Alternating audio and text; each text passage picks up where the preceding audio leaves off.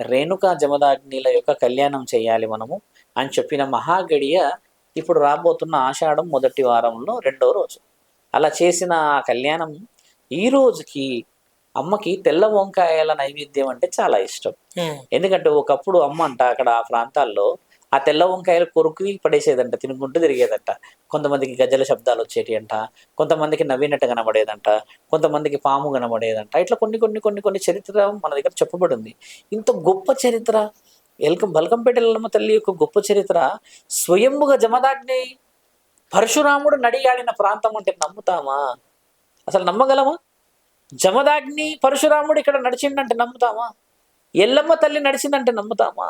రేణుకామాత పుట్టి పెరిగిన ఊరంటే నమ్ముతామా? ఎంత గొప్ప చరిత్రలో ఈ రోజు భాగ్యనగరం ఉంది. అలా ఆ చరిత్ర చాలా వివరంగా ఉండడం చేత మనం ఇప్పటికీ ఆ కళ్యాణాన్ని సుమారు ఒక 200 సంవత్సరాల నుంచి బాగా చేస్తున్నాం.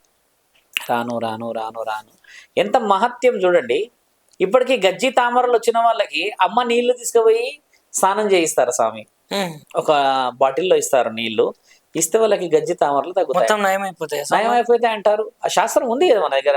ఎందుకంటే అమ్మకు అప్పుడు శాపం పెట్టిండే కదా,